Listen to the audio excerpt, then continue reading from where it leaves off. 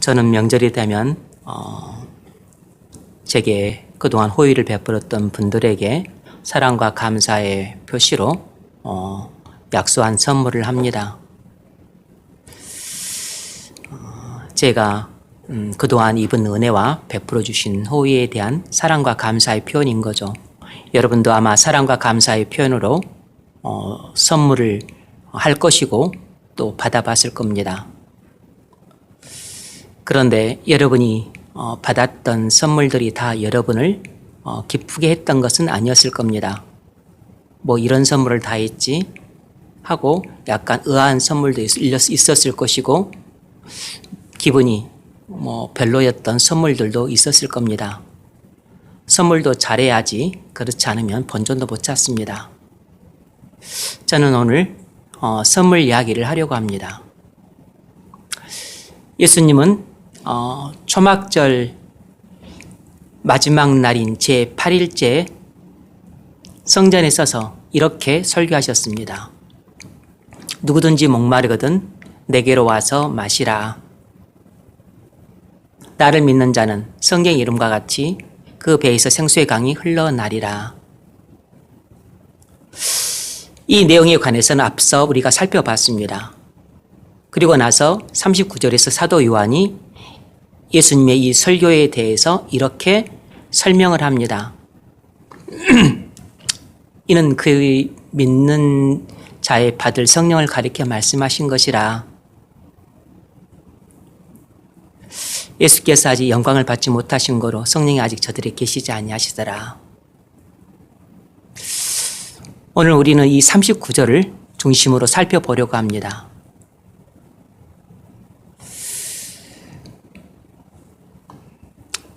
예수께서 아직 영광을 받지 개정판에 이렇게 되어 있죠. 않으셨으므로 성령이 아직 그들에게 계시지 아니하시더라.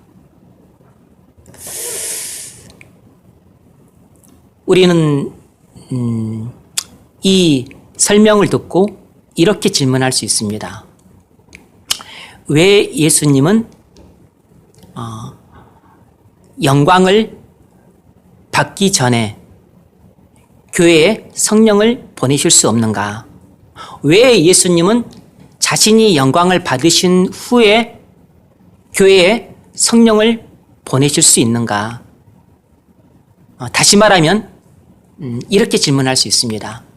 왜 예수님은 십자가에 못 박혀 죽으시고 3일 만에 부활하시고 승천하시고 하나님 보좌 우편에 앉아 계신 후에라야 비로소 자기 피값으로 주고 사신 몸된 교회에 성령을 보내실 수 있는가?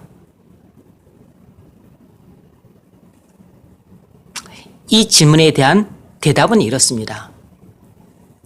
그것은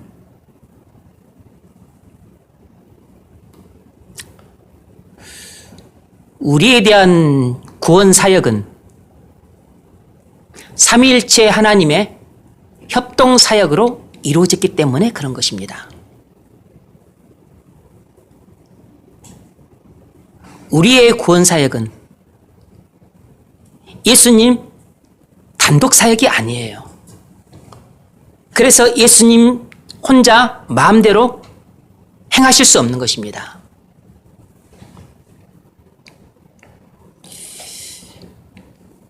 삼위일체 하나님이 영원전에 죄인의 구원을 위해 언약을 맺으셨습니다.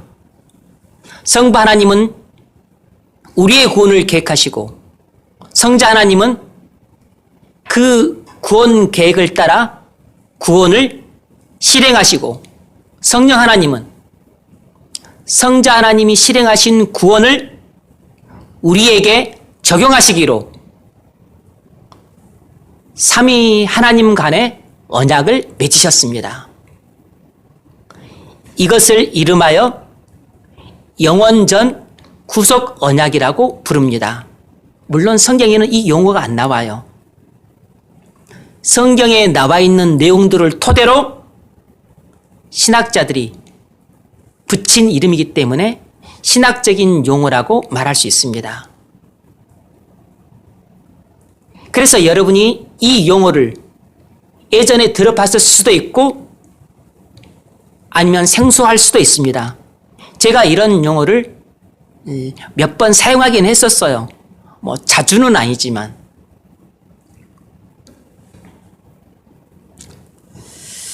이 영원전 구속 언약을 완전히 확실하고 분명하게 보여주는 성경 본문을 찾기는 어렵습니다. 그나마 이 영원전 구속 언약을 가장 잘 보여준다고 생각되는 본문 가운데 하나가 에베소서 1장이에요. 에베소서 1장 4절 이하 대략 한 15절 정도까지가 이 영원전 구속 언약에 대해서 많은 암시를 주는 본문이에요. 찾아보십시오. 에베소서 1장 4절. 에베소서 1장 4절로 6절까지 봅니다. 우리 같이 한번 읽습니다. 1장 4절부터 6절까지 시작.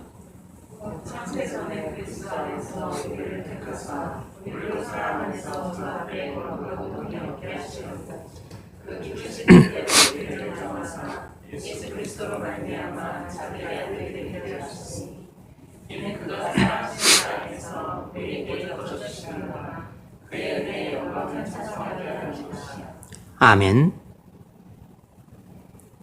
여기서는 주로 성부 하나님의 구원 계획과 성자 하나님의 구원의 실행을 언급하고 있습니다.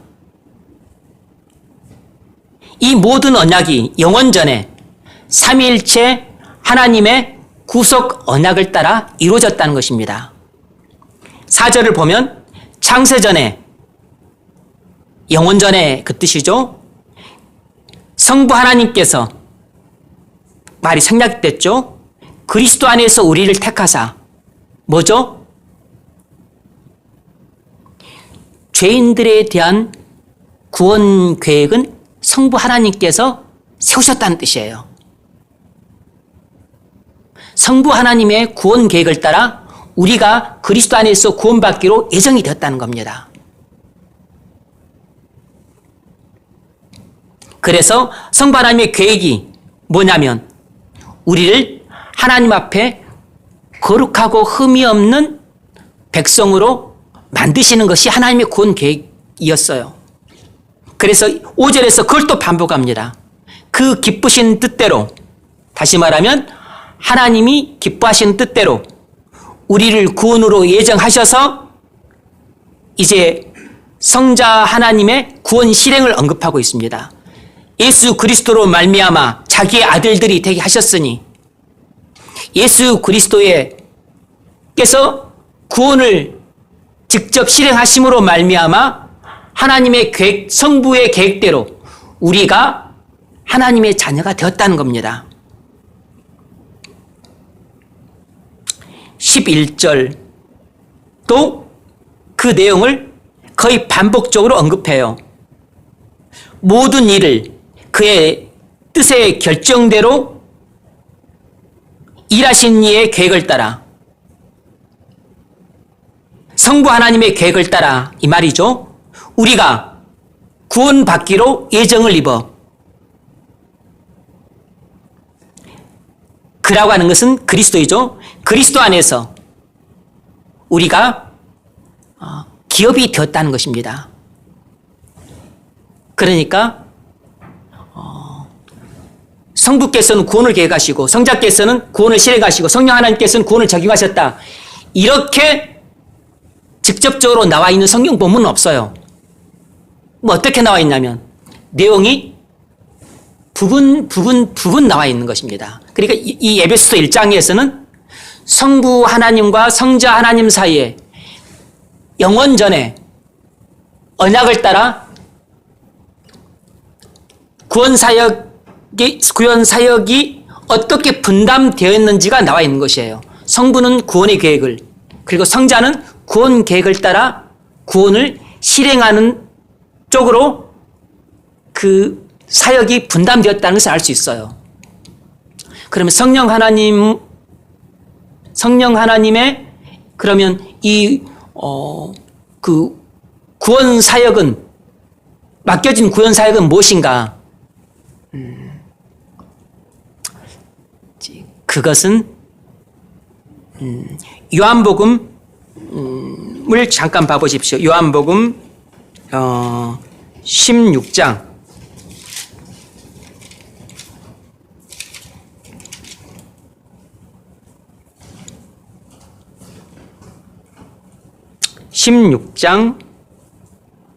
15절 16장 14절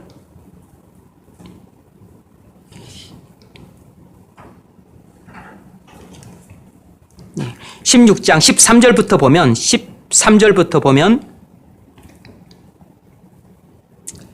그러하나 진리의 성령이 오시면 그가 너희를 모든 진리 가운데로 인도하시리니 그가 자유로 말하지 않고 오직 듣는 것을 말하시며 장래 일을 너희에게 알리시리라.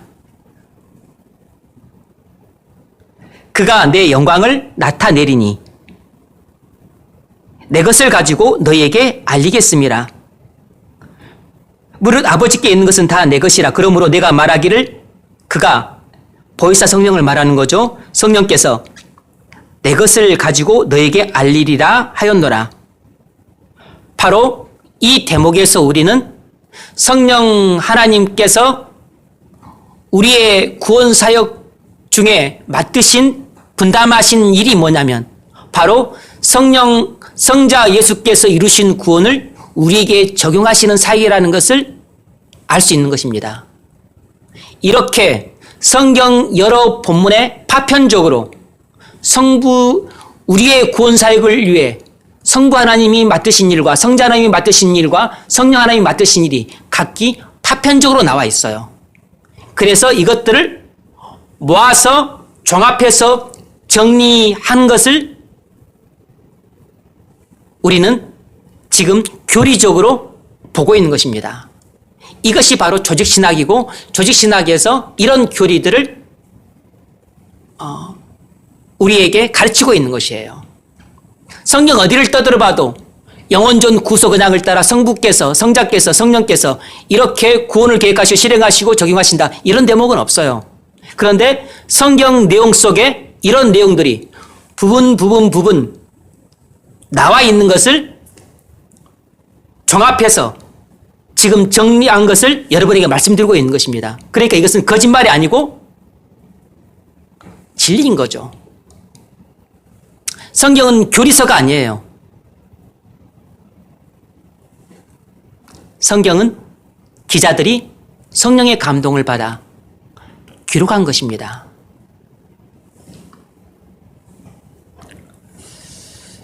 그러므로 목사님은 왜 성경에도 없는 내용을 그냥 신학적인 내용을 말씀하시지?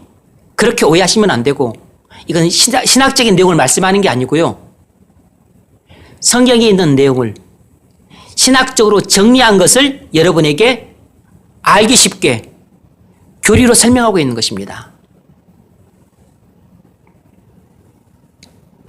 이 영원전 구속 언약을 암시하는 말씀을 예수님은 여러 번 하셨어요.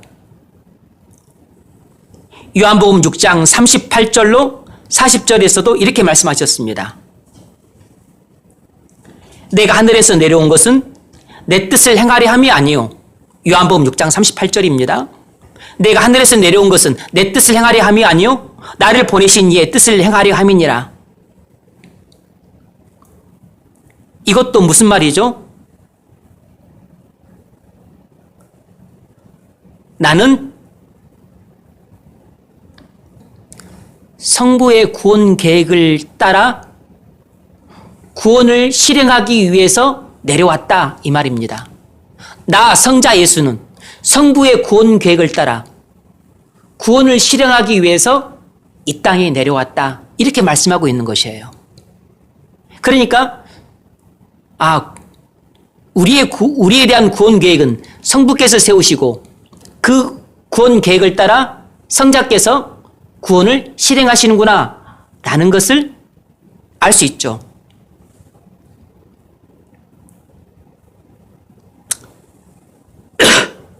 40절 내 아버지의 뜻은 아들을 보고 믿는 자마다 영생을 얻는 이것이니 마지막 날에 내가 이를 다시 살리리라.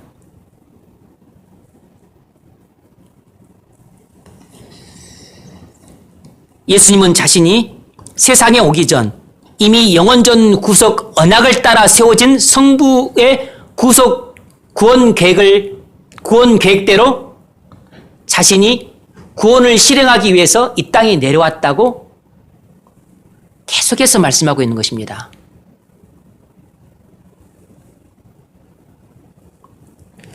그러므로 예수님께서 성령을 우리에게 보내시려면 먼저 자신이 맡은 구원 사역을 다 이루어야만 했습니다. 그래야만 성령 하나님께서 성자 예수께서 이루신 그 온전한 구원 사역을 우리에게 각 사람에게 적용해서 우리를 구원하실 수 있는 것이었어요. 그러므로 우리의 구원은 예수님 단독 사역으로 이루어진 것이 아닙니다.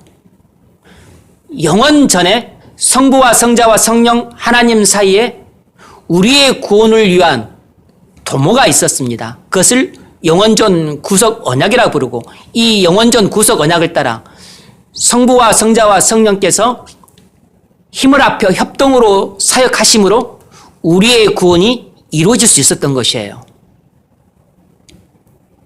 그러므로 우리를 구원하시기 위해 이 영원전부터 삼위일체 하나님이 이 우리의 구원을 논의하시고 그리고 그것에 대해서 관심을 가지시고 그리고 그것을 계획하시고 실행하시고 적용하신다는 이 사실 자체가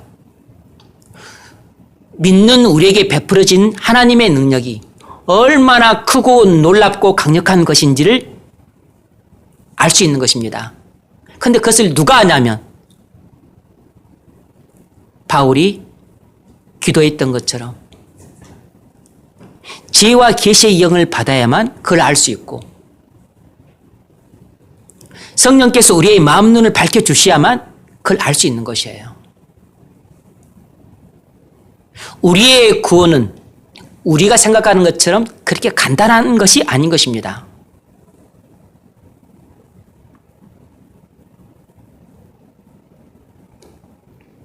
그래서 예수님이 십자가에서 우리의 모든 죄를 대속하시고 3일 만에 부활하시고 그리고 40일 만에 승천하셔서 하나님 보좌 우편에 앉으셔야 했습니다. 그래야만 영원전 구속 언약을 따라 성자 하나님이 성부 하나님으로부터 성령 하나님을 받아서 우리에게 보내실 수 있었어요. 그랬기 때문에 예수님이 영광을 받으신 후에야 교회에 성령을 보내실 수 있었던 겁니다. 이런 사실들을 예수님은 이렇게 말씀하세요. 요한복음 16장 7절 그러나 내가 너에게 실상을 말하노니 내가 떠나가는 것이 너에게 유익이라. 내가 떠나가지 아니하면 보혜사가 너에게 오시지 아니할 것이요 가면 내가 그를 너에게로 보내리니. 예수님은 제자들에게 내가 떠나는 것이 너에게 유익이라고 말씀하십니다. 왜냐하면 예수님이 떠나야 비로소 성령님을 우리에게 보내실 수 있었기 때문입니다. 여기서 예수님은 자기가 영광을 받은 후에 성령 강림이 있을 것을 약속하고 계세요. 예수님은 승천하시기 직전에도 제자들을 모아놓고 성령 강림을 약속했습니다. 사도행전 1장 4절 이하 사도와 함께 모이사 그들에게 분부하여 이르시되 예루살렘을 떠나지 말고 내게서 들은 바 아버지께서 약속하신 것을 기다리라. 요한은 물로 세례를 베풀었으나 너희는 몇 날이 못되어 성령으로 세례를 받으리라. 여러분, 물세례를 받으셨습니까? 잘하셨습니다. 그러나 물세례만 갖고는 안 됩니다. 요즘 교회가 주는 물세례는 교회에 출석한 지 1년이 넘으면 누구든지 받을 수 있습니다. 그런 물세례는 아무런 영적 유익이 없습니다. 물세례는 우리에게 아무런 영적인 변화를 주지 못해요. 그런 물세례는 형식적으로 우리를 교회원으로 받아들였음을 공포하는 것일 뿐 영적으로는 아무 유익이 없습니다. 우리에게 진짜 필요한 것은 성령 세례예요. 물세례는 원래 성령 세례를 받은 후에 그 증거로서 받아야 되는 것입니다. 그런데 오늘날 교회는 예적부터 교회가 준수해오던 이 성례에 관한 규범을 무시하고 언젠가부터 성령 세례를 받지 않은 사람들에게도 물세례를 주기 시작하면서 교회 스스로가 큰 혼란을 자초하게 되었어요. 대단히 바람직하지 않는 오늘날 교회 경향입니다. 우리는 물세례를 받기 전에 먼저 성령 세례를 받아야 됩니다. 성령이 여러분 안에 영원히 내주하셔야 돼요. 그것이 우리가 예수 믿고 구원받은 가장 확실한 표식입니다. 우린 예수를 믿을 때 성령으로 거듭나면서 성령이 우리 안에 들어오십니다. 그것이 바로 성령으로 세례를 받는 것이에요. 우린 우리 안에 성령이 들어오시는 것을 느낄 수는 없지만 성령이 우리 안에 들어오시게 되면 우리 심령이 바뀜으로 우리의 생각과 감정과 의지가 바뀌어서 우리의 삶도 바뀌기 시작합니다. 그래서 우리의 심령의 변화와 우리의 삶의 변화를 통해서 우리 안에 성령이 들어오셨다는 것을 우리가 자각할 수 있게 돼요.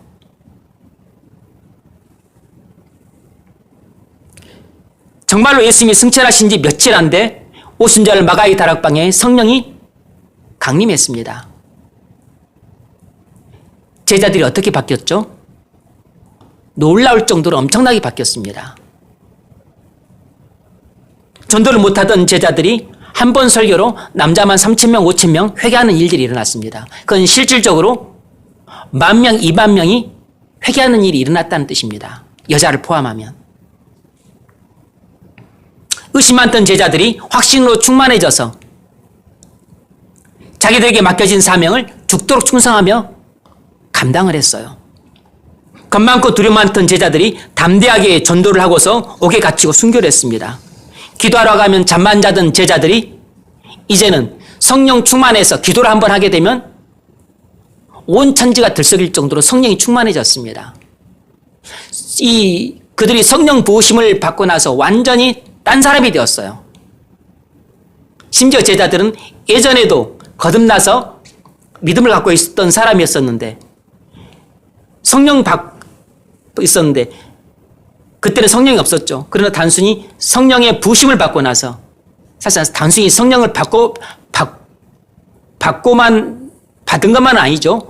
그들에게 성령이 부어졌으니까 성령으로 충만함을 받은 것 그 이상의 알파 플러스가 있었습니다. 그래서 그렇게 놀랍게 변화가 된 것이에요.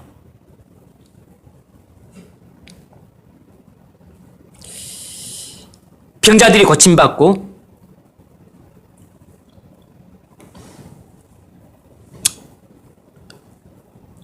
입고 있던 앞치마만 갖다 놔도 병자가 살아나고 죽은 자를 살리기도 했습니다.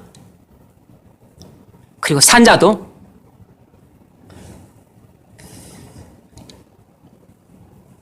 하나님의 형벌을 대신 내림으로써 죽게 만들기도 했습니다.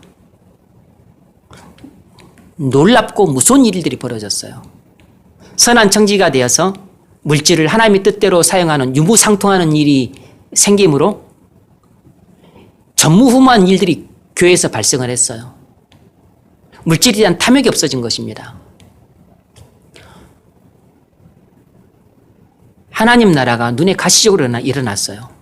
그래서 사람들이 칭찬이 자자했고 수많은 사람들이 교회 안으로 밀려 들어왔습니다. 교회가 폭발적으로 부흥을 했어요. 예수님 말씀은 사실이었습니다. 내가 너에게 실상을 말하노니 내가 떠나가는 것이 너에게 유익이라. 정말로 예수님이 죽으시고 부활하시고 승천하셔서 영광 그 제자들을 따랐더니 제자들은 예수님 떠나면 어떻게 사나 걱정했었는데 예수님이 떠나고 나니까 예수님 계셨을 때보다 훨씬 더 놀랍고 엄청나고 기가 막힌 기적들이 수도 없이 일어났습니다. 우린 예수님이 이 땅에 우리와 함께 계시는 것이 가장 좋다고 생각합니다. 물론 예수님이 우리와 함께 계시는 것이 나쁘진 않죠. 좋죠. 그러나 예수님이 떠나고 나서 우리에게 성령을 보내주신 이 시대가 제자들이 예수님과 함께 살았던 그 신약 시대보다 훨씬 유익하고 훨씬 복되고 그리고 훨씬 은혜가 넘치는 시대라는 사실을 아셔야 됩니다.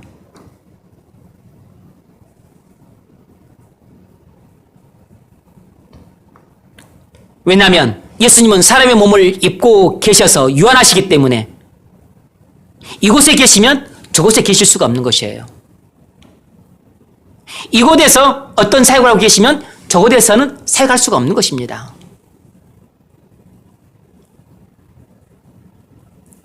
그러나 성령님은 무한하신 영이기 때문에 내 안에도 계시지만 다른 사람 안에도 계실 수 있어요. 이곳에서 사역하시면서 동시에 저곳에서 사역하실 수도 있고 이곳에서 사역하실 수 있고 이 나라에서 사역하시지만 이 나라 저 나라에서 얼마든지 동시에 다발적으로 사역하실 수 있으세요.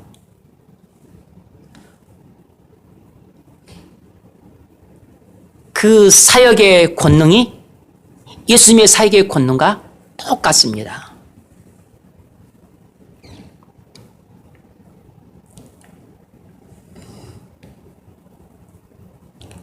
그래서 예수님이 떠나시고 나서 오히려 하나님 나라가 확장이 중단되거나 아니면 복음 전파가 미적지근해지거나 아니면 성부 하나님의 구원 계획이 자초한 게 아니고 성부 하나님의 구원 계획을 따라 성자께서 구원을 다 실행하셨는데 이제 그 적용은 예수님이 살아계셨을 때는 적용이 안 됐어요. 예수님의 말씀을 듣는 몇몇 무리들에게만 구원이 임했을 뿐이고 그 구원도 온전하지 않았습니다. 성령이 부어지지 않았기 때문에. 그런데 성령께서 예수님이 이 땅에 성령을 보내시고 나서는 본격적인 구원 사역이 이루어졌습니다. 그래서 예수님이 그 성취하신 구원을 이제 성령 하나님께서 그 무한하신 성령 하나님께서 모든 나라, 모든 백성 그리고 모든 곳에서 구원을 적용하시는 사역을 행하심으로 교회가 이곳저곳에 폭발적으로 세워지게 되었고 하나님 나라가 눈부시게 확장하게 되었어요. 성령님 오시지 않았더라면 이렇게 교회가 폭발적으로 부흥하지 못했을 것이고 하나님 나라가 이렇게 눈덩이처럼 확장되지 못했을 겁니다. 예수님이 떠나시고 성령님을 보내신 것이 우리에게 얼마나 크나큰 위익이 되고 복이 되는지 모릅니다. 왜 예수님은 자꾸 제자들에게 성령을 보내시겠다고 약속하셨죠? 왜 제자들에게 예루살렘을 떠나지 말고 성령 받기를 기다리라고 그렇게 말씀하셨습니까? 왜 예수님은 자기가 가고 성령이 오는 것이 위기라고 말씀을 하셨을까요? 왜 예수님은 자기를 믿는 자들에게 그토록 성령을 주려고 하셨을까요? 그것은 예수님이 자기가 가장 사랑하는 자들에게 주실 수 있는 최고의 선물이 바로 성령 하나님이었기 때문입니다. 그 점을 요한복음 14장 16절, 17절에서 이렇게 말합니다. 요한복음 14장 16절. 이건 아주 중요하니까 꼭 찾아보십시오. 요한복음 14장 16절. 같이 읽습니다. 시작.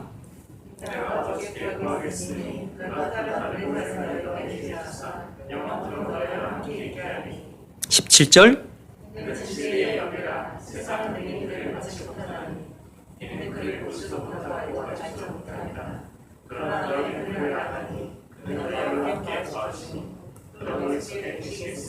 아멘.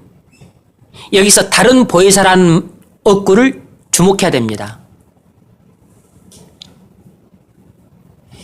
다른이라는 말에 해당되는 헬라어가 두 개가 있습니다. 하나는 알로스고 하나는 헤테로테스라는 단어인데 이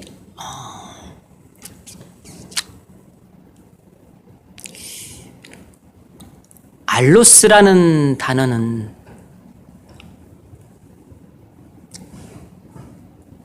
똑같은 것이 두 개 있는데 어쨌든 간에 이것 하나와 그리고 저것 하나는 다른 것이에요. 똑같은 것이 두 개 있는 것입니다.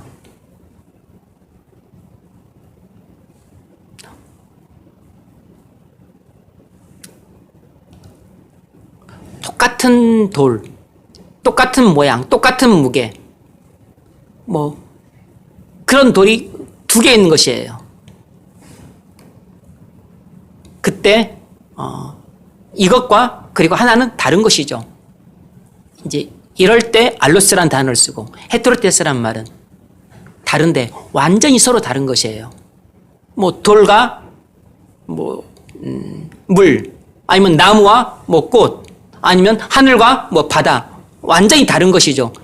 이럴 때 다르다라고 할 때는 헤테로테스란 말을 쓰는데 여기에 사용된 다른이라는 말은 알로스라는 말이 사용이 되었어요. 그러니까 무슨 말이냐면 원 보혜사이신 예수님과 다른 보혜사이신 성령님은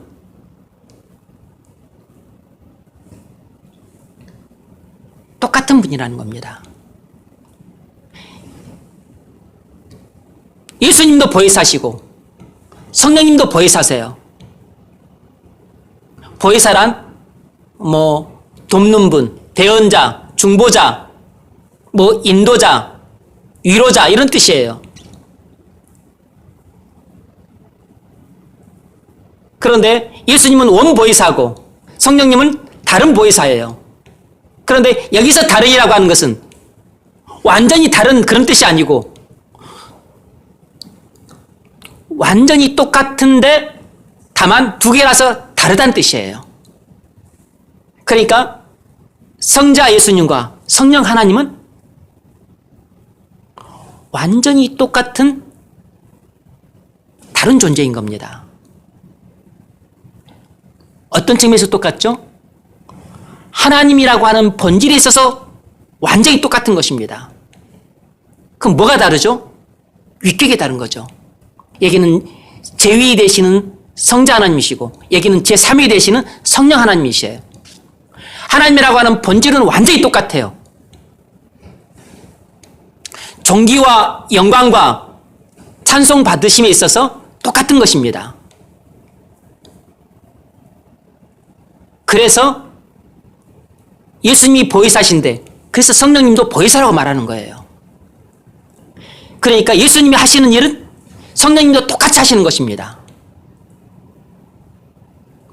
영광에 있어 차이가 없어요. 존귀에 있어 차이가 없다고. 하나님이라고 하는 본질이 똑같기 때문에 이 점을 정확히 하는 게 중요합니다. 성령님이 어떤 분인지를 이해하는 데 있어서.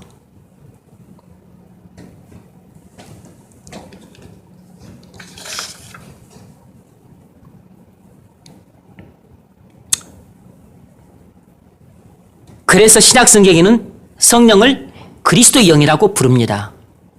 구약에서는 성령을 하나님의 영이라고 불렀어요. 왜냐하면 구약 시대에는 성부 하나님이 거의 모든 일들을 주도해 가셨어요. 신약 시대에 와서 예수님이 나시면서부터 이제 예수님이 이 역사의 주관자로 전면에 등장하셨죠. 그런데 예수님은 십자가에서 죽으시고 부활하시고 승천하시고 나서 이제 예수님이 전면에 등장하지 않아요. 그럼 누가 등장을 하냐면 예수님이 보내신 성령께서 역사의 주관자로 이제 전면에 등장을 하세요. 그래서 신약 시대에서는 성령을 이제 그리스도의 영이라고 부르는 것입니다. 성령을 그리스도의 영이라고 부르는 것은 성령과 그리스도의 본질이 똑같기 때문이에요. 하나님으로서 본질이 똑같다고. 본질상 다른 것이 전혀 없이 모든 것이 똑같다는 뜻입니다. 그러므로 예수님이 자기를 믿는 자들에게 성령을 주시겠다고 약속하신 것은 결국 자기 자신을 주시겠다고 약속한 것과 다를 바 없는 것입니다. 성령님은 곧 성자 하나님과 같은 존재예요. 그런데 예수님이 어떤 분이죠? 예수님은 하나님의 아들이세요. 창조주이십니다. 만물의 주관자세요. 역사를 주관하시는 분이십니다. 만왕의 왕으로서 세상을 통치하시는 분이세요. 지금도 심판하고 계시지만 장차 다시 오셔서 온 세상을 최후로 심판하실 분이세요. 한마디로 말하자면 예수님은 하늘과 땅의 모든 권세를 갖고 계신 분이십니다.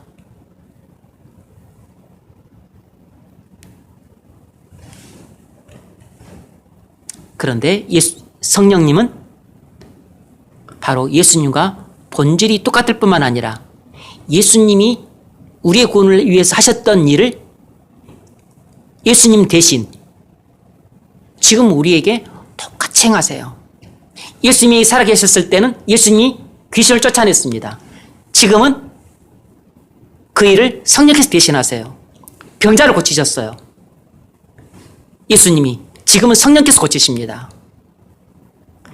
예수님이 기적을 일으켰습니다.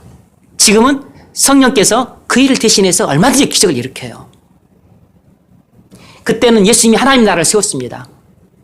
자기 제자들을 세웠어요. 지금은 성령 하나님께서 사람들을 구원하셔서 그리스도인을 세우시고 교회를 세우세요. 하나님 나라를 세우십니다.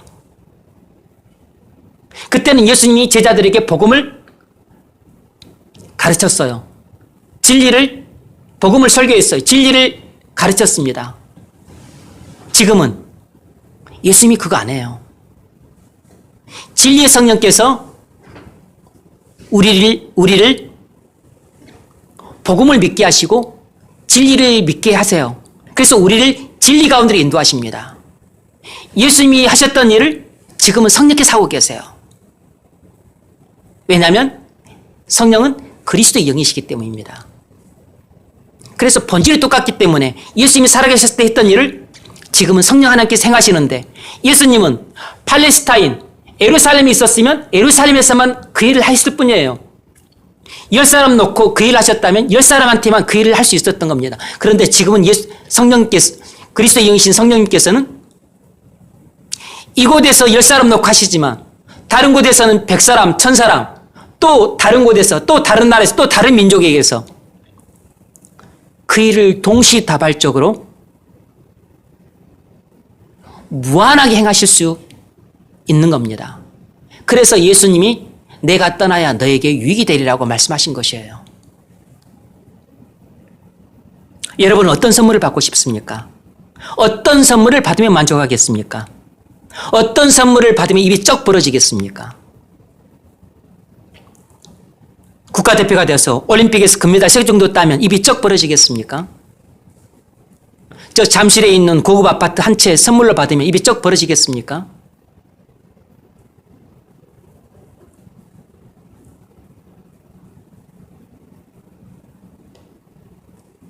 여러분이 판검사가 되거나 장관이 되면 만족하시겠습니까? 여러분이 사장이나 회장이 되면 만족하시겠어요?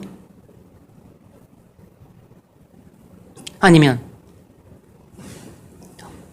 얼굴도 잘생기고 돈도 잘 벌고 그리고 또 가문도 좋은 그런 배우자를 만나면 여러분 행복하시겠습니까? 여러분이 100억대 부자, 1000억대 부자, 1조, 10조, 100조 그런 정도의 돈 많은 부자가 되면 여러분 행복하시겠습니까? 그런 선물을 받으면 여러분 그때서야 하나님 제 잔이 넘칩니다. 이제 됐습니다. 이 정도 하셔도 됩니다. 여러분, 그런 정도로 만족할 수 있겠습니까?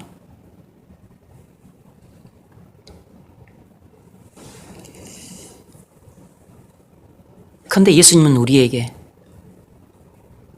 그런 선물을 주시겠다고 약속하신 적이 없어요. 예수님은 우리에게 그런 선물을 주는데 사실상 거의 관심이 없습니다. 예수님이 누구를 가장 사랑하실까요? 자기를 믿고 따르는 자기 양떼를 가장 사랑하세요. 예수님은 천사를 위해서 죽지 않았습니다. 천사를 위해서 죽으시겠다고 말씀하신 적도 없어요. 예수님이 자신의 생명을 아까워하지 않고 물과 피를 다 쏟아가면서 죽으셨던 것은 오직 흠 많고 죄 많은 우리를 위해서예요. 예수님이 온 우주에서 가장 사랑하시는 존재는 허물투성이요 죄투성이인 우리입니다. 자기 양떼예요. 자기를 믿고 따르는 양떼라고. 그래서 예수님은 우리를 위해 죽으셨다고 말씀하세요. 자기를 믿는 자들을 위해 예수님은 하늘의 모든 영광 버리시고 낮고 천한 이 땅에 오셨습니다. 죄인의 몸을 입으시고 멸시천대를 받으셨어요. 뺨을 맞고 침뱉음을 당하고 십자가에 달려 가시면류관을 쓰고 십자가에 달려 두 손목과 두 발목에 못을 박히며 피 흘려 죽으셨습니다. 예수님이 가장 사랑하는 사람들은 바로 예수님이 하나님의 아들 그리스도이심을 믿는 우리예요. 우리. 그런데 예수님이 가장 사랑하는 우리에게 주겠다 약속한 선물이 뭐죠?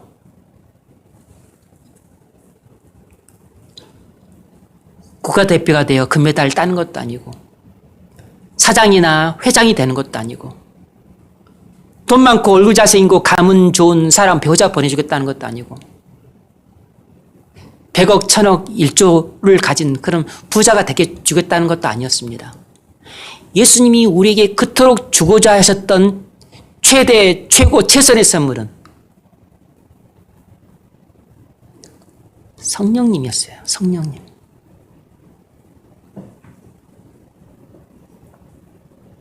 돈이 아닙니다. 지유가 아니에요. 명예가 아닙니다. 건강도 아니고 아름다운 용모도 아니고 장수도 아니고 멋진 배우자도 아니에요. 예수님이 우리에게 주고자 하셨던 단 하나의 선물은 여러분 돈도 아니고 지위도 아니고 명예도 아니라니까요. 건강도 아니에요. 장수도 아니에요.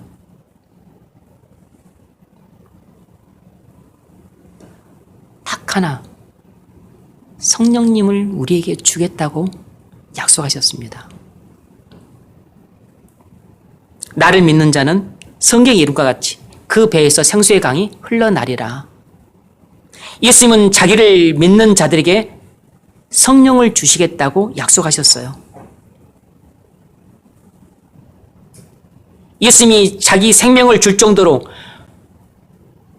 자기 피를 흘릴 정도로 자기의 모든 존귀 영광 찬송을 버리고 이 낮고 천한 이 땅에 죄인의 몸을 입고 내려오실 정도로 자신의 모든 것을 아낌없이 희생하면서 우리에게 줄 정도로 사랑하는 우리에게 그 예수님이 우리에게 주고자 하셨던 최고의 선물은 다른 어떤 것도 아닌 자기 자신이라 할 수 있는 성령을 주고자 하셨던 겁니다.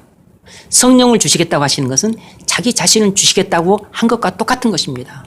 왜냐하면 성령은 그리스도의 영이니까.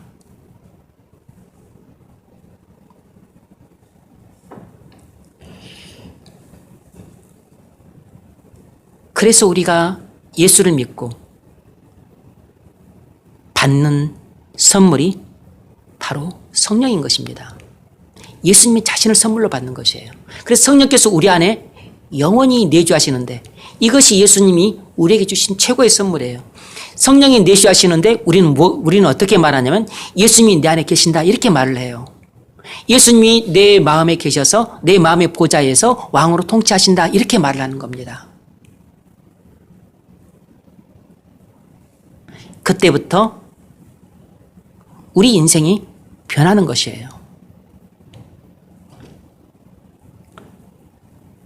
예수님이 들어오시기 전에는 내가 왕이 되어서 내 마음대로 생각하고 내 마음대로 내 인생을 살면서 내가 왕이 되어서 내 하고 싶은 대로 살던 그런 자아가 왕이던 그 삶이 중단되고 성령이 내 안에 들어오시면서부터 예수님이 내 마음에 보지 않으셔서 왕으로 통치하심으로 비로소 내 안에 하나님 나라가 건설되기 시작하는 것입니다. 그래서 예수님의 뜻에 굴복하고 예수님의 뜻에 순종하면서 예수님과 동의하는 삶을 살기 시작하는데 그것이 바로 하나님 자녀로서 주님과 동의하는 삶이고 그것이 바로 천국이 임한 삶인 것이에요. 그 삶이 바로 이제 애굽을 떠나서 저 하늘 가나안 땅을 향해 광야 인생길을 걷는 삶이 시작이 되는 것입니다. 성령이 우리에게 들어오시면서부터 우리는 이 애굽 같은 세상을 벗어나 출애굽해서 이제 저 하늘 가나안 땅을 향해 걸어가기 위해 우리는 이 광야 같은 세상으로 들어오게 되는 것이에요. 우리의 새로운 인생이 비로소 예수님이 우리에게 보내주신 성령을 받으면서부터 시작이 되는 겁니다.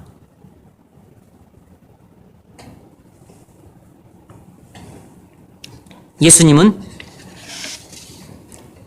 많은 돈보다도 훨씬 많으시고 높은 지위보다도 더 높으시고 큰 명예보다도 더 크시고 훌륭한 용모보다도 더 아름답고 어떤 부귀 영화보다도 비교할 수 없을 만큼 영화로우신 분이십니다. 그래서 예수님은 자기 생명을 아낌없이 줄 정도로 사랑하는 우리에게 그런 세상의 지푸리 같은 영광을 선물로 주겠다고 약속하지 않고 모든 복의 근원인 자기 자신을 주시겠다고 약속하신 것입니다. 모든 복의 근원인 예수님이 우리 안에 들어와 계심으로 우리는 돈이나 지위나 명예나 건강이나 장수나 아름다운 용모나 학벌이나 가문이나 이런 세상의 지푸라기 같은 영광과는 비교할 수 없는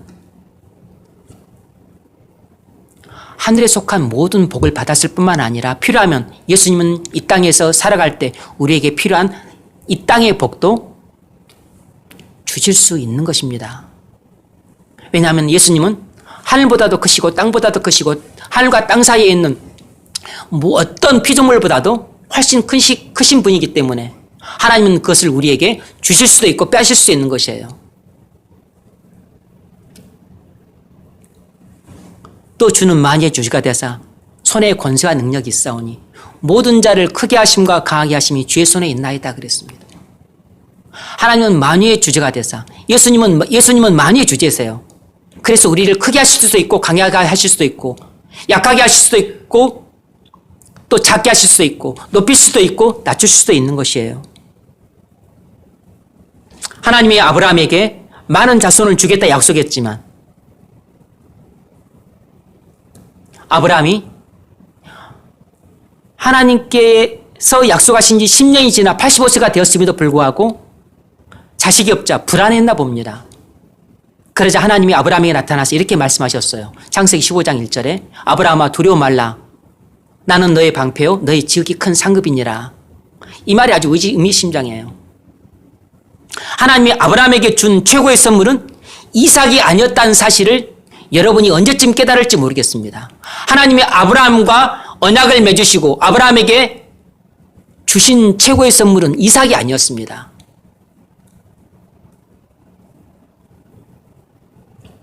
가나안 땅도 아니었어요. 아브라함은 가나안 땅에 들어가지 아브라함은 뭐 가나안 땅에서 죽었지만 아브라함은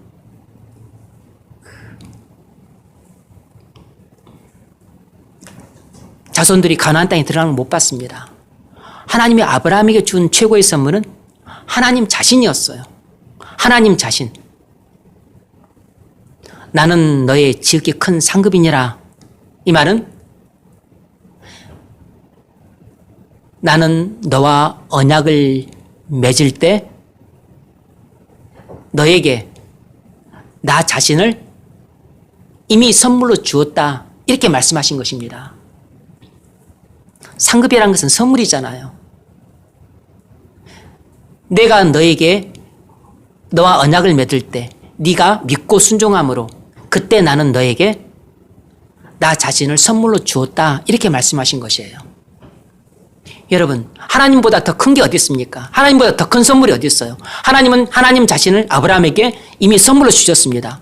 그러면 온 우주보다 더 큰 것이 하나님이신데 온 우주보다 더 큰 존재인 하나님 자신을 하나님께서 아브라함에게 선물로 주셨다면 아브라함이 걱정할 게 뭐가 있습니까? 하나님 자신을 선물로 주셨는데 이삭을 선물로 안 주겠습니까? 이삭을 통해서 많은 후손들을 약속대로 선물로 안 주시겠냐고.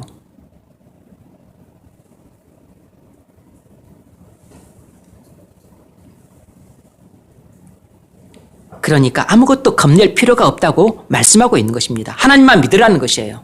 때가 되면 이삭도 주실 것이고 때가 되면 많은 후손도 주실 것이라는 것입니다. 그래서 때가 되면 많은 후손들에게 약속대로 가나안 땅도 주실 것이라는 것입니다. 걱정하지 말고 염려하지 말고 두려워하지 말라는 것이에요. 이미 내가 너희한테 내 자신을 선물로 주었는데 10년이 약속한 지 10년이 지나서 아직 안 줬다 그래서 두려워하지 말라는 겁니다. 그런데 이 말씀을 하시고 나서도 하나님은 15년 뒤까지도 아직 안 주셨어요. 15년 뒤가 지나서 주셨습니다. 모든 것은 때가 돼야 이루어지는 것이에요.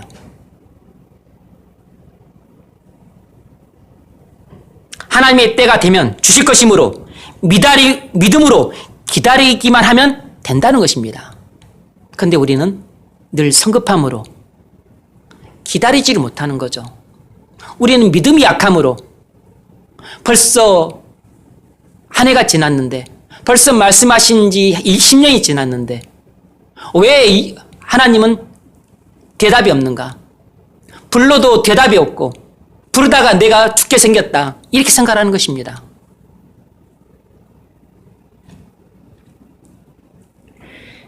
예수님이 사마리아 여인에게 무엇을 주시겠다 약속을 하셨죠?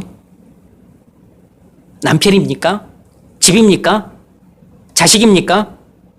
돈입니까? 행복입니까? 그런 것 아니었습니다. 예수님이 굳이 사마리아 땅을 찾아오셔서 그 수가성 우물가에서 기다렸다가 여인을 만나 선물로 주겠다고 약속했던 것은 다름 아닌 영혼의 생수인 성령이었습니다. 요한복음 4장 14절에서 이렇게 말씀합니다. 내가 주는 물을 마시는 자는 영원히 목마르지 아니하리니 내가 주는 물은 그 속에서 영생하도록 솟아나는 샘물이 되리라. 왜 예수님은 사마리아 여인에게 그 여인이 그토록 좋아하는 많은 남자들을 주겠다 하지 않으셨죠? 왜 집을 주겠다 하지 않았습니까? 왜 먹을 걸 주겠다 약속하지 않았죠? 왜 자식을 주겠다 약속하지 않았습니까? 왜 행복을 주겠다 약속하지 않았죠? 왜 예수님은 왜 사마리아 여인에게 성령을 주겠다 약속을 하셨습니까? 남편이든 자식이든 집이든 돈이든 행복이든 간에 그런 것은 예수님 자신이라 할 수 있는 성령이라고 하는 선물에 비하면 그런 것들은 정말로 일시적인 기쁨에 지나지 않는 것들이기 때문에 사실상 지푸라기 같은 선물에 불과했기 때문에 주지 않은 것입니다. 아까워서 주지 않은 것도 아니고 못 줘서 안 주신 것도 아니에요. 사실상 그렇게 의미 있는 선물이 못 되고 가치 있는 선물이 못 되기 때문에 예수님이 자기가 가장 사랑하는 양떼들에게 그런 선물을 주겠다고 약속하지 않고 언제나 변함이 없고 가장 최대의 선물이고 최고의 선물이고 최선의 선물이라고 할 수 있는 딱 한 가지 성령을 주시겠다고 약속하고 계신 것이에요.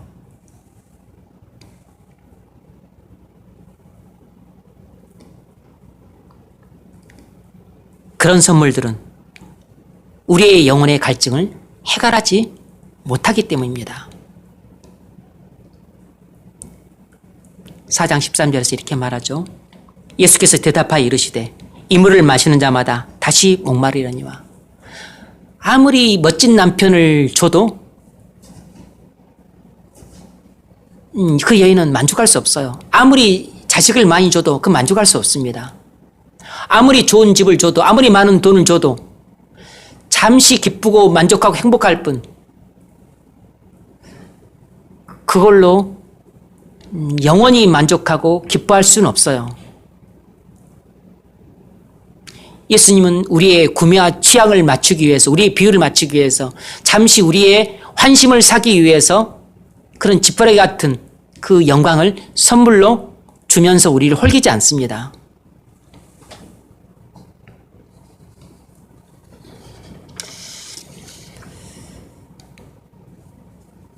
광야에서 순례자들에게 물이 생명이듯이 이 광야 같은 세상에서 가나안 땅을 향해 가는 순례자들에게 가장 필요한 것, 가장 중요한 것은 하나밖에 없어요.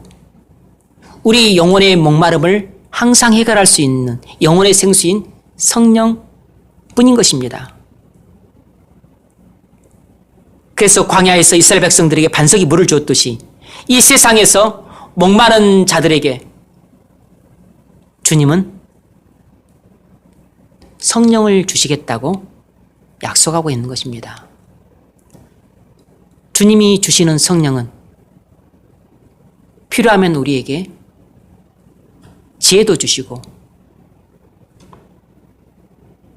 또 우리에게 학문도 주시고 직장도 주시고 배우자도 주시고 자식도 주시죠.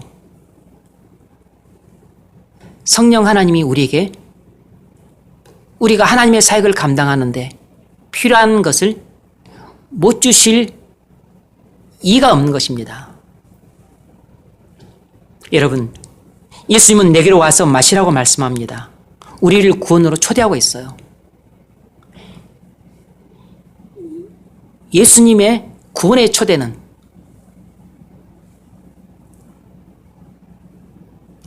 집 없는 자에게 집을 주겠다는 초대가 아닙니다. 예수님의 구원의 초대는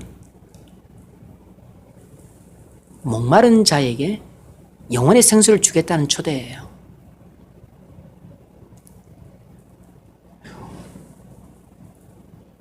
세상 속에서 살아가는 자들에게 하나님 나라로 들어오라는 초대입니다.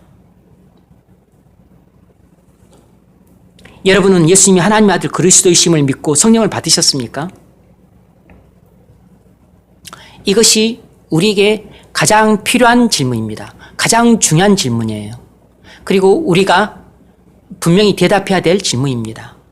만일 아직 성령을 받지 못했다면 여러분이 다른 모든 것을 갖고 있을지라도 세상의 지푸라기 같은 선물들만 잔뜩 갖고 있을 뿐 진짜 최고의 선물을 받지 못한 것입니다. 세상에서 아무리 칭찬받고 부러움의 대상일지라도 여러분은 가슴을 치고 애통해하면서 이 상태에 만족해서는 안 돼요. 예수님께 꼭 가서 영혼의 생수를 마셔야만 합니다. 그러기 전에는 절대 죽어서도 안 됩니다. 절대로 만족해서는 안 돼요.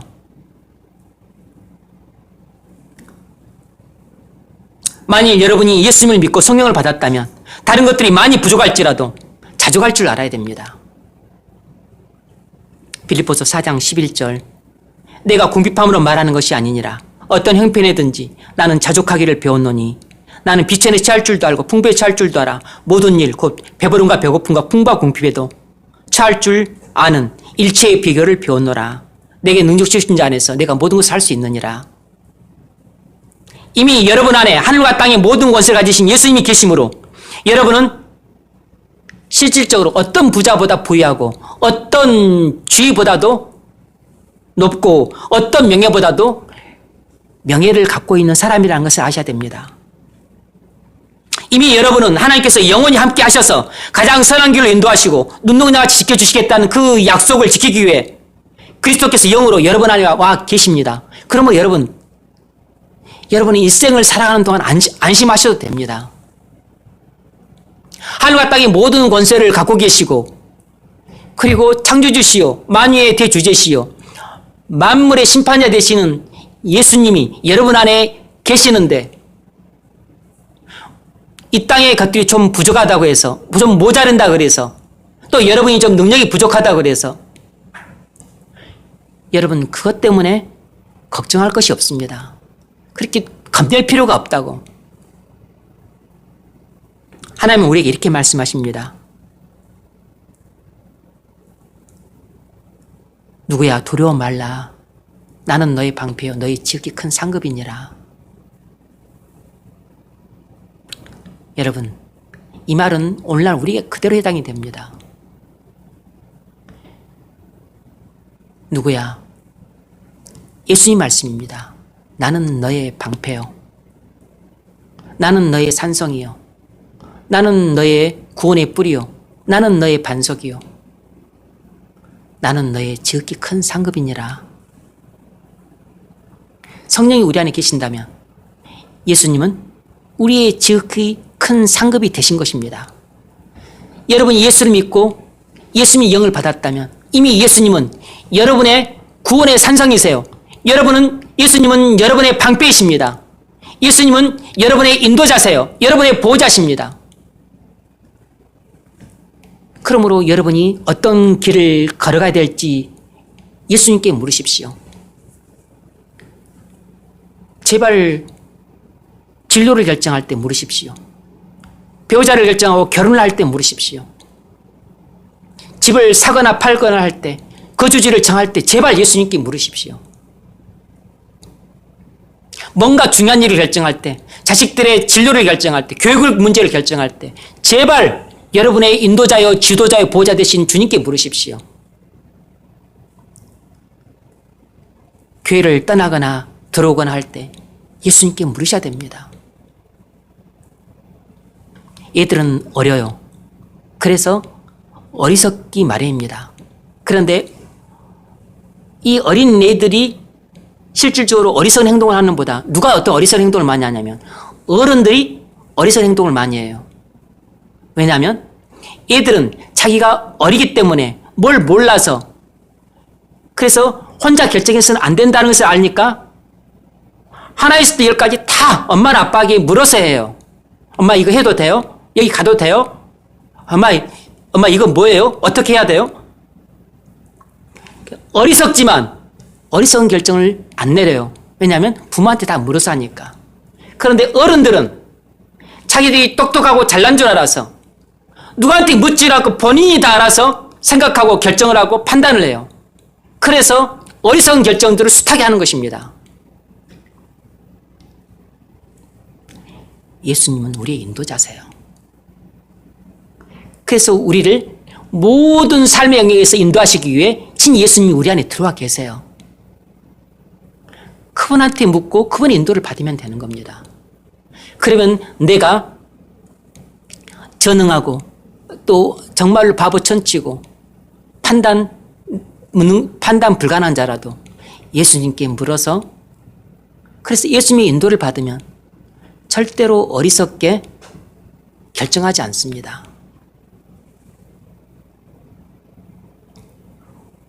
우리의 모든 삶을 인도하시기 위해 예수님이 우리에게 성령을 보내셨어요.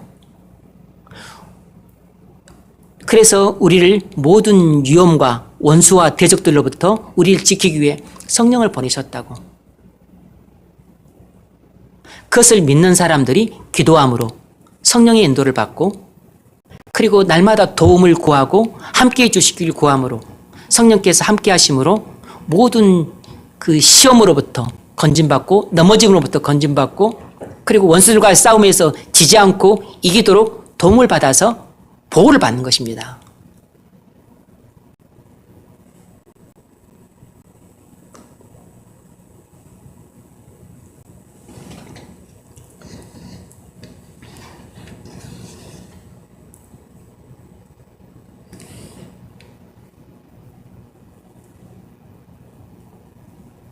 성령의 중요한 역할이 있습니다.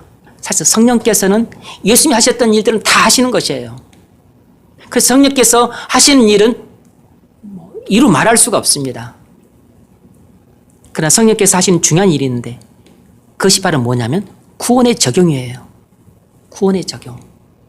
성자 하나님이 이루신 구원을 우리에게 적용하십니다. 구체적으로 말하자면 성자 하나님이 하나님의 모든 율법을 지켜 하나님의 의를 얻으시고 십자가에서 우리의 모든 죄를 대속하시고 부활하시고 하나님 보좌 우편에 앉으셨어요. 이것이 예수님이 성부의 계획을 따라 우리를 위해 이루신 구원입니다. 성령은 우리에게 역사하셔서 예수님이 나를 위해 이루신 구원을 믿게 하셔서 나를 예수님과 연합시키십니다.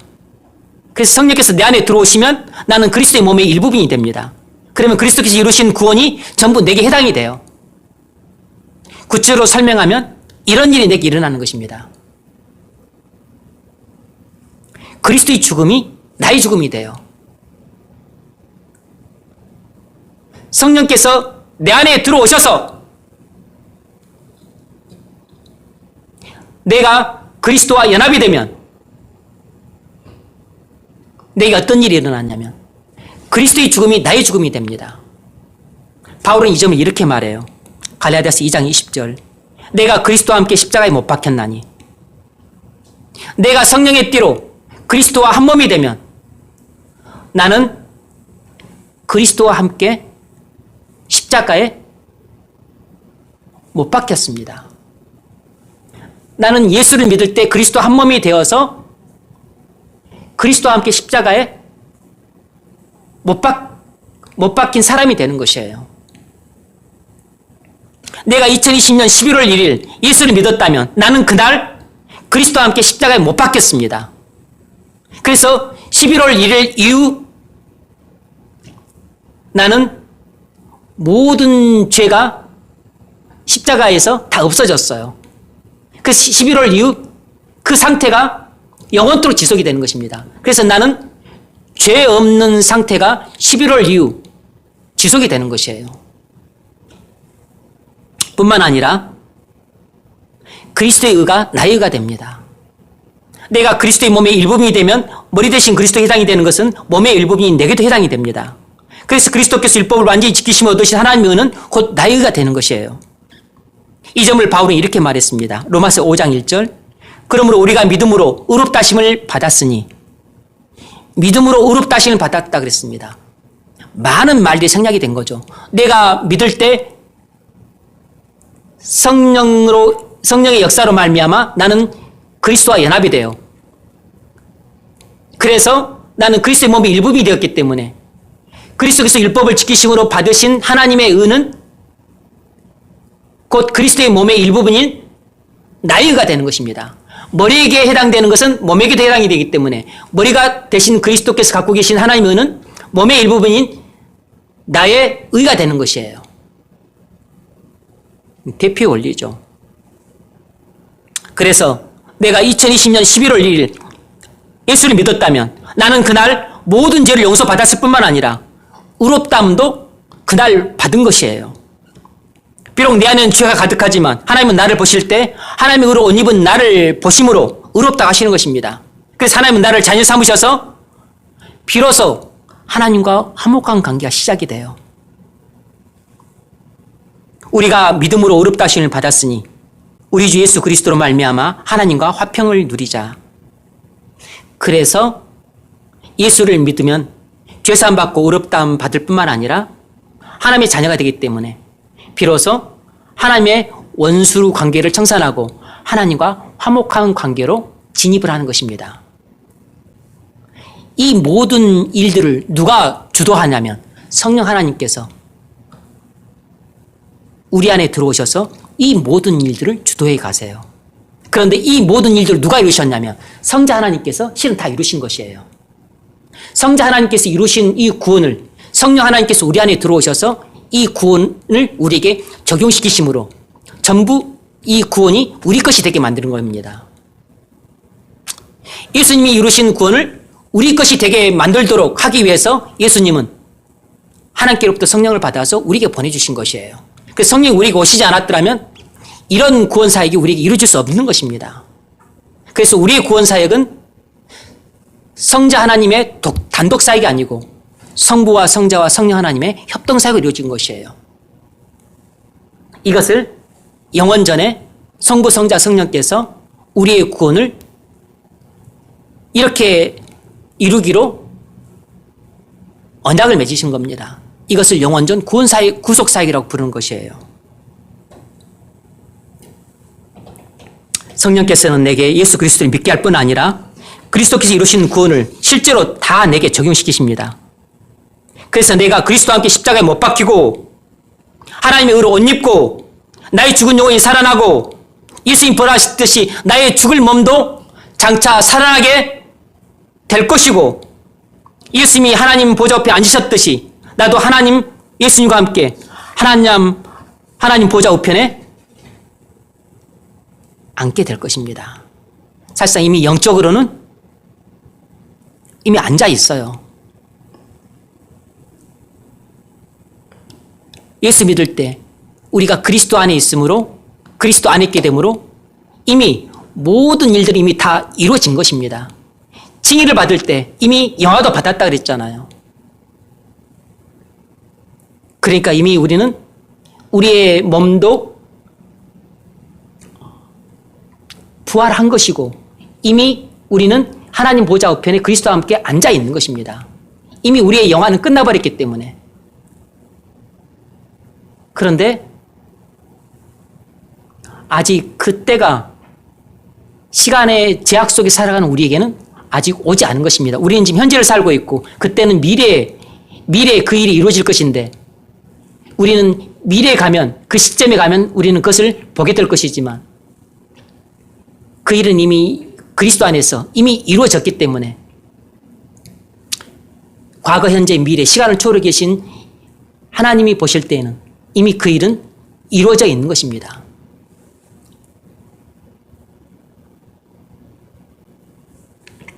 예수님은 우리에게 성령을 주시되 여러분 그래서 우리가 예수님이 자기가 가장 사랑하는 자들에게 주시는 최고의 선물인 성령을 받게 되면 이 세상 그 무엇으로도 바뀌지 않던 사람들이 가장 놀랍고도 은혜롭게 바뀌게 됩니다. 그 대표적인 인물이 바로 바울이에요. 예수님을 그토록 증오하고 예수 믿는 자들을 그토록 증오해서 멧돼지가 밭을 헤집듯이 그렇게 교회를 헤집어 놓고 그리고 예수 믿는 자들을 때려잡아 죽이는 데 앞장섰던 바울이 예수를 믿고 성령을 받음으로 예수님에 대한 증오가 예수님에 대한 불타오르는 사랑으로 바뀌게 돼요. 여러분, 성령을 받게 되면 그 순간 우리는 십자가의 놀라운 사랑을 깨닫게 됩니다. 그래서 우리 심령에 엄청난 변화가 일어나게 돼요. 상전벽해 같은 변화가 일어나게 됩니다. 뽕나무가 푸른 바다로 변하듯이 그런 엄청난 변화가 일어나요. 그래서 예수를 증오하던 사람이 예수를 사랑하는 인물로 바뀌고 교회를 헤집던 인물이 교회를 세우기 위해서 자기 목숨을 아까워하지 않고 순교하는 인물로 바뀌어요.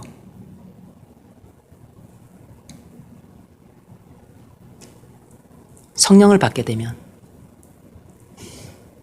존 뉴턴처럼 노예를 잡아 팔면서 그렇게 돈을 벌기 위해 탐욕스러웠던 그 노이선 선장이 성령을 받음으로 지난날의 죄악을 회개하고 그렇게 그리스도의 십자가의 사랑에 마음이 녹아서 은혜를 증거하는 그런 목사로 변화되었습니다.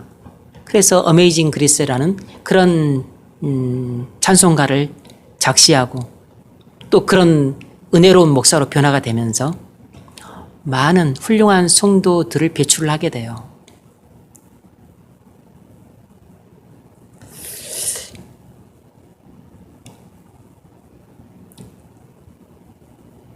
여러분, 우리가 예수님께서 주시는 성령을 받게 되면 단순히 우리의 그 고민을 해결받고 또 문제를 해결하고 또 고난에서 벗어나고 그런 정도가 아니고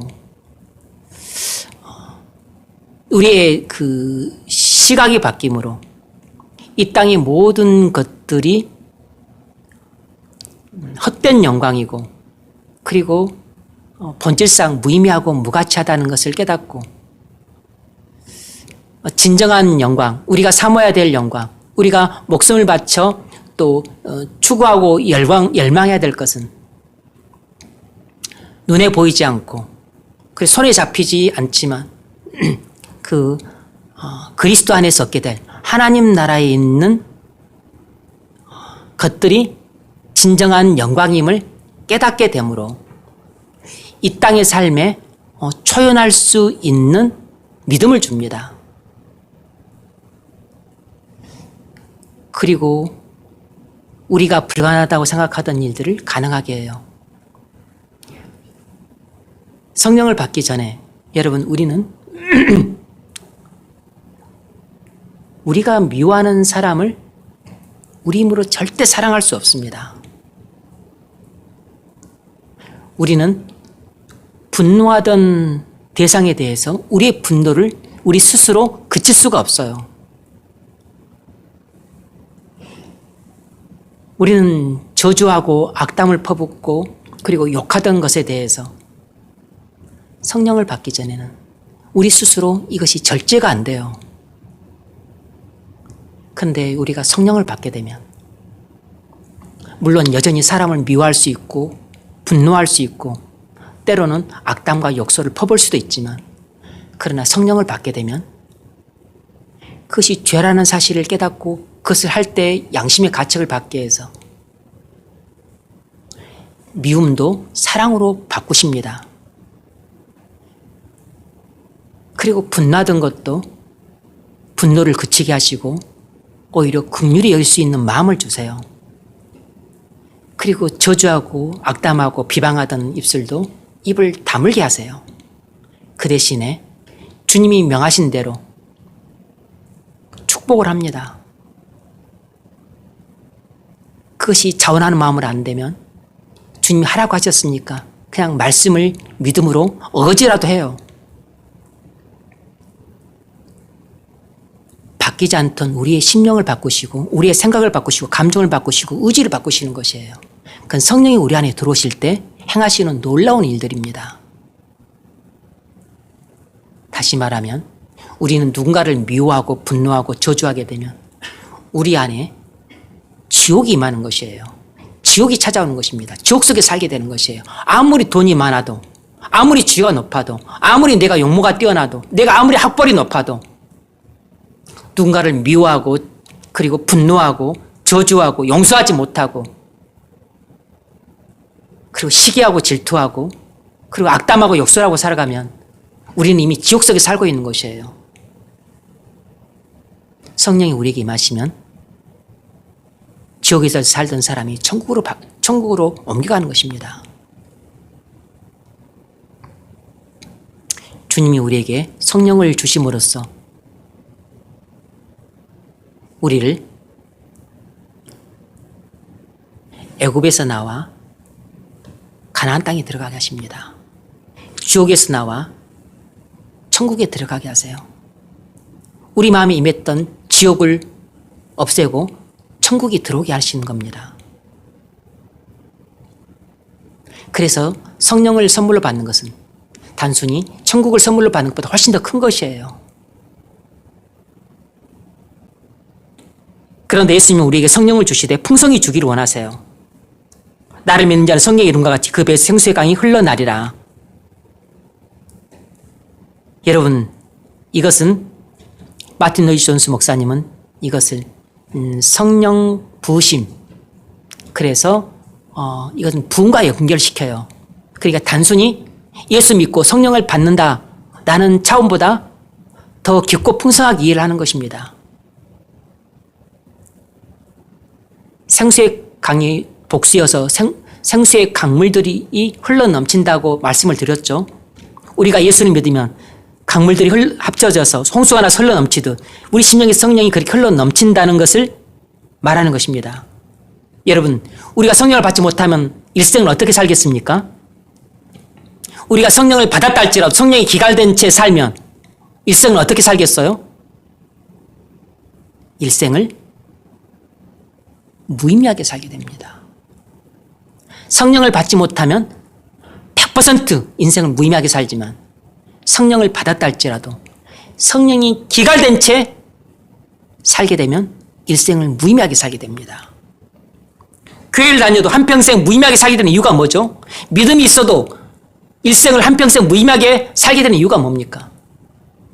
성령이 있어도 우리 안에 성령이 기갈되면 한평생 인생을 무의미하게 살게 돼요. 이유가 뭐죠? 평상시에 죄에 얽매여 살기 때문에 그렇습니다. 일상생활이 오래된 지어 습관대로 이루어지는 것이에요. 오래된 습관대로 아무런 생각 없이 살아가니까 교회를 다녀도 일생을 무의미하게 살게 되는 겁니다. 믿는다고 하면서도 일생을 무의미하게 살게 돼요. 주일에 나와서 예배를 하지만 일생을 무의미하게 살게 되는 겁니다. 사사 입산의 일생을 보십시오. 기가 막힙니다. 사사기 12장 8절로 10절을 보면 딱 세 구절에 그의 일생이 나와 있는데 딱 세 구절에 나와 있어요. 그 뒤를 이어 사사 입다의 뒤를 이어 그 뜻입니다. 입다의 뒤를 이어 베들레헴의 입산이 이스라엘의 사사가 되었더라. 그가 잘 들어보십시오. 아들 30명과 딸 30명을 두었더니 그가 딸들을 밖으로 시집 보냈고 아들들을 위하여는 밖에서 여자 30명을 데려왔더라. 그가 이스라엘 사사가 된 지 7년이라 입산이 죽음에 베들레헴에 장사되었더라. 이것이 사사 입산의 일생을 기록한 내용이에요. 그가 일생을 살면서 뭘 했죠?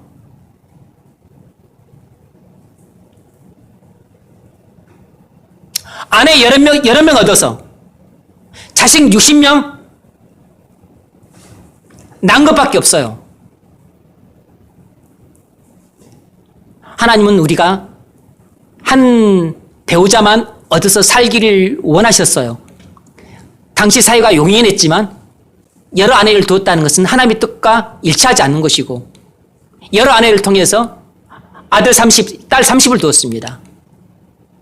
그것은 그가 그만큼 재산이 많고 부유했고 풍요롭게 살았다는 뜻입니다.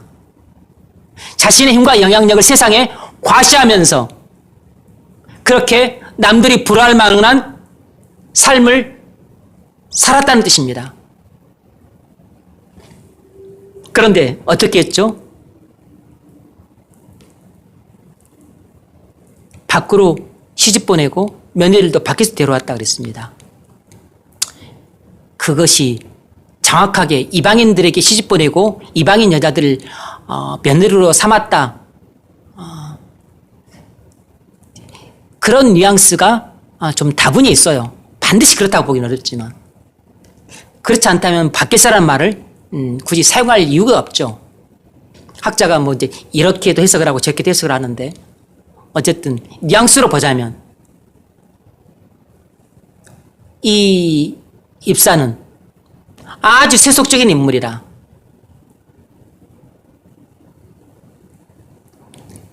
딸들을 이방인들에게 시집 보내고 며느리들을 이방인 여자들을 취해서 데려왔던 것으로 보입니다.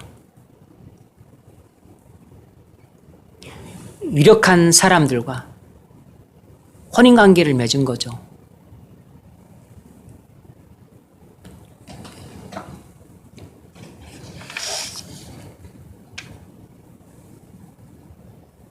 그러니까 입사는 한평생 한 일이라곤 자식 60명 낳아서 이방인들에게 시집 보내고 이방인 여자들을 며느리로 얻은 것밖에 없어요. 그러니까 그는 일생을 잘 먹고 잘 살고 잘났고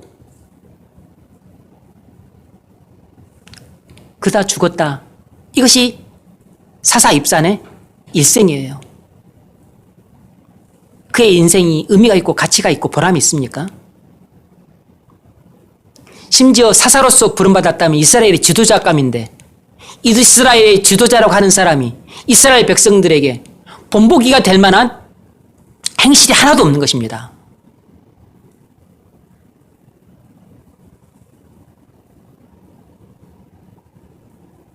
참으로 은혜가 안 되고 덕이 안 되는 삶이에요.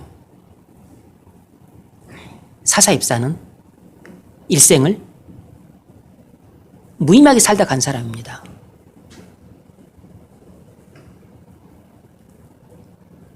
여러분, 우리가 성령을 받지 못하면 이렇게 한평생을 무의미하게 살다가 가게 됩니다. 그런데 우리가 성령을 받았다 할지라도 기갈된 상태로 살면 성령을 받지 않은 사람과 크게 다를 바 없이 입산처럼 한평생을 그저 잘 먹는데 관심 갖고, 잘 입는데 관심 갖고, 좋은 집 사는데 관심 갖고, 높은 집 갔는데 관심 갖고, 애들 교육 잘 시키는데 관심 갖고, 시집 잘 보내고 장가 잘 보는데 관심 갖고, 애들 많이 낳는데 관심 갖고, 좋은 곳에 여행 가는데 관심 갖고, 좋은 차 사는데 관심 갖고, 그렇게 살다 끝나는 것입니다. 일생을 무의미하게 살다 끝나는 것이에요.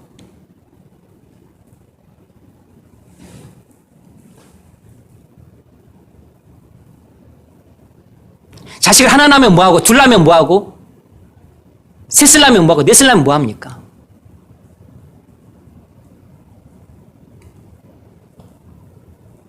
여러분 안에 성령이 없으면 아무런 의미가 없어요. 여러분 안에 성령이 있더라도 성령이 기갈된 채, 그래서 죄의 얽매여 살게 되면 일생을 무의미하게, 무가치하게, 보람없이 살게 됩니다. 왜 교회를 다녀도 한평생 무의미하게 살죠?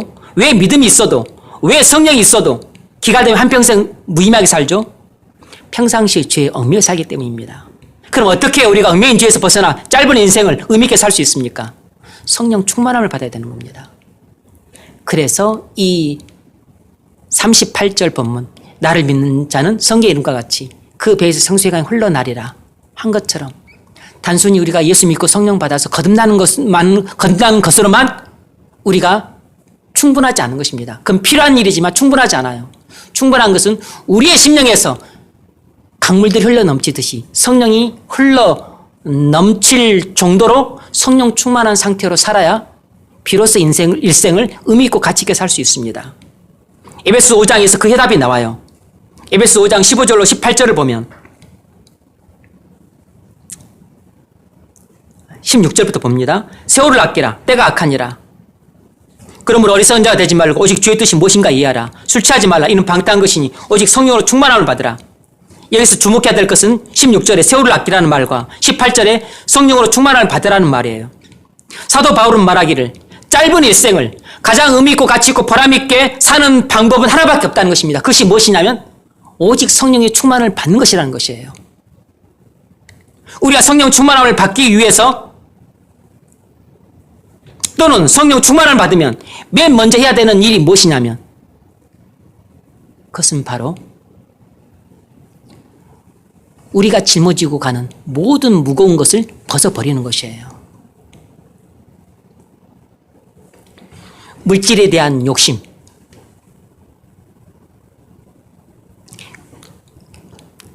즐겁고 기쁘게 살고자 하는 쾌락에 대한 욕심,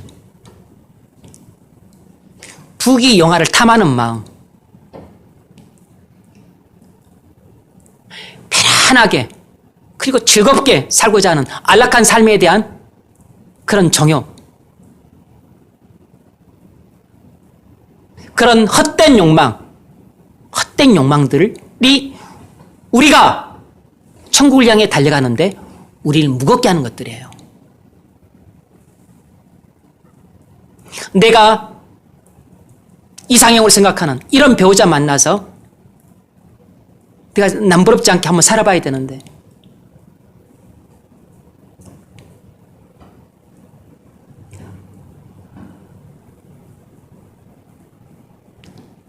좀 초라하지 않게 나도 좀 넓은 집에서 좀 큰 차 타고 좀 폼나게 살아봐야 되는데 그런 생각들이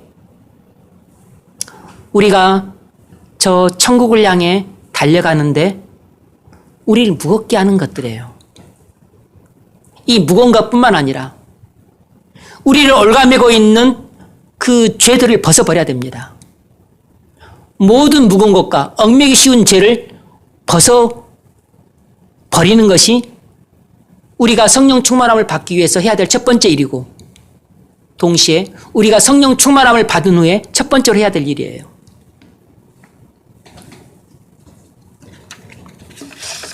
히브리서 12장 1절 2절에서 그것을 말합니다. 이러므로 우리에게 구름같이 둘러싼 허다한 증인들이 있으니 모든 무거운 것과 얽매여 쉬운 죄를 벗어버리고 인내여서 우리 앞에 당한 경주를 경주하며 믿음의 주여 또 온전케 하신 인 예수를 바라보자. 모든 무거운 것과 얽매기 쉬운 죄를 벗어버려야만 우리가 저 하늘 가나안 땅을 향해 열심히 달려갈 수 있다는 것입니다. 여러분, 무거운 것을 짊어지고 어떻게 달려갑니까? 무거운 짐을 지고서 어떻게 달려가냐고. 안 되는 것이에요. 우리를 올가매고 있는 이 수많은 죄들,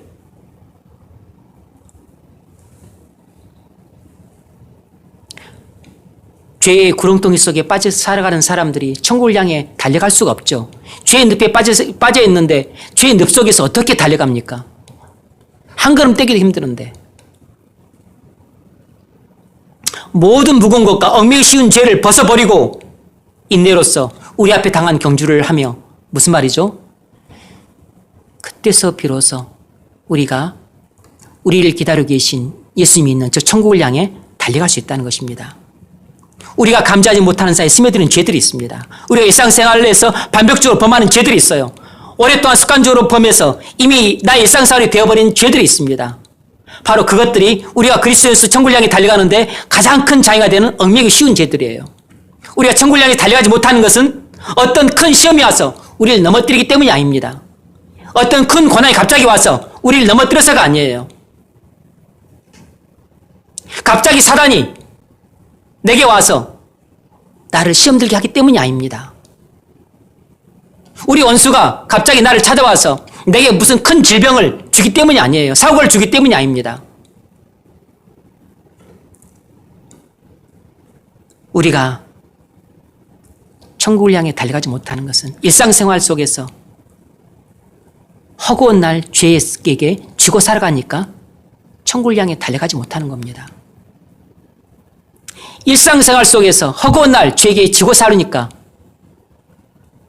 그것이 하루가 쌓이고 1년이 되고 1년이 쌓여서 10년이 되고 10년이 쌓여서 일생이 되니까 한평생을 무의미하게 살게 되는 것이에요. 그래서 입산처럼 아들 몇 낳고 딸 몇 낳고 시집장가 보내고 죽었다, 이렇게 인생이 되는 것입니다. 여러분 일생이 예수님의 행위록, 어린 양의 행위록에 그렇게 기록되기를 바라십니까? 주를 위해 산 일이 뭡니까? 몸된 교회를 세우기 위해서 헌신한 일이 뭐예요? 여러분을 위해서 죽으시고 사시고 그리고 모든 것을 주시고 성령을 주신 예수님을 위해서 여러분이 하신 충성이 뭡니까?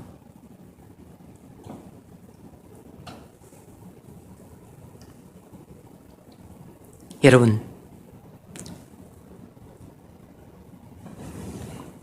일상생활에서 허구한 날 죄에게 쥐고 살아서 영혼의 갈증이 심하십니까? 날마다 모든 무거운 것을 짊어지고 죄에 얽매여 살기 때문에 영혼의 갈증이 나서 죽겠습니까? 더 이상 이런 상태로는 살 수 없어서 옷을 찢고 머리털을 풀어헤치면서 하나님 앞에 나아가 제발 살려달라고 탄원하고 싶습니까? 바로 이런 사람들을 위해 주님이 오늘 복된 소식을 전하고 있는 겁니다. 누구든지 목마르거든 내게로 와서 마시라. 바로 그렇게 지금까지 인생을 무의미하게 살아왔던 여러분을 구원으로 초대하고 계십니다. 그렇게 허구한 날 죄에게 지고 살면서 힘들어하고 괴로워하는 여러분을 구원으로 초대하고 계신 것이에요.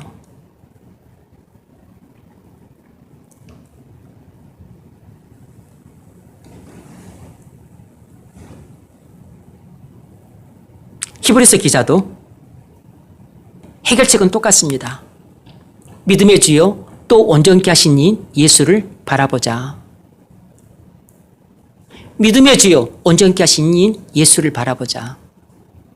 여러분, 우리가 어떤 고민, 어떤 문제, 어떤 고통, 어떤 슬픔, 어떤 불행, 내 힘으로 해결할 수 없는 어떤 난제를 갖고 있다 할지라도 그 모든 해결책은 딱 하나입니다.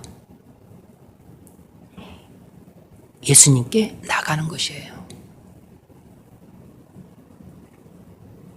그래서 예수님이 주시는 생수를 마시는 것입니다. 그때 우리 영혼의 갈증이 해갈이 되는 겁니다. 그 생수를 충분히 마셔서 우리 배에서 생수의 강물이 흘러넘치도록 할 때 우리의 모든 문제들이 해소가 되거나 아니면 해결이 됩니다. 나를 믿는다는 성경의 이름과 같이 그 배에서 생수의 강이 흘러나리라. 주님은 성령이 우리 심령에서 흘러넘쳐 다른 사람들에게로 흘러가기를 원하세요. 우리 중에 문제가 없는 사람이 없습니다. 고민이 없는 사람이 없어요. 고통이 없는 사람이 없습니다. 해결을 못해서 어려움에 쩔쩔매는 난제를 우리 모두가 갖고 있어요. 그래서 사실상 우리는 모두 영혼의 목이 마릅니다. 그리고 우리는 죄에 자주 지는 사람들이에요. 우리는 원치 않지만 우리 어깨 위에 많은 무거운 것들 짊어지고 있는 사람들입니다. 우리 힘으로 해결할 수 없어요. 해결할 수 있었다면 우리가 지금 이런 꼴로 살지 않을 겁니다. 우리는 우리 스스로의 힘으로 해결할 수 없는 사람들이에요. 그런 사람들이 못 됩니다. 그래서 주님이 우리를 자신에게로 부르고 계신 것이에요. 우리를 구원으로 초대하고 계신 것입니다. 우리는 주님께로 갈 때 문제를 해결할 수 있습니다. 구원을 받을 수 있어요. 그리고 상상 못할 놀라운 일들이 우리에게 일어납니다. 그것이 바로 주님이 우리에게 주시는 최고의 선물인 성령을 받는 것입니다. 성령을 충만히 받는 것이에요. 그래서 우리가 우리 심령 안에서 성령이 강물처럼 넘쳐 흐를 때 비로소 우리의 모든 고민과 걱정과 문제를 해결할 수 있을 뿐만 아니라 주님이 우리에게 맡겨주신 그런 사명들을 충성스럽게 감당함으로 주님 만났었을 때 우리가 또 충성된 종이라고 칭찬받게 될 것입니다. 이런 놀라운 일들이 또 저와 여러분의 있기를 주의 이름으로 축원합니다.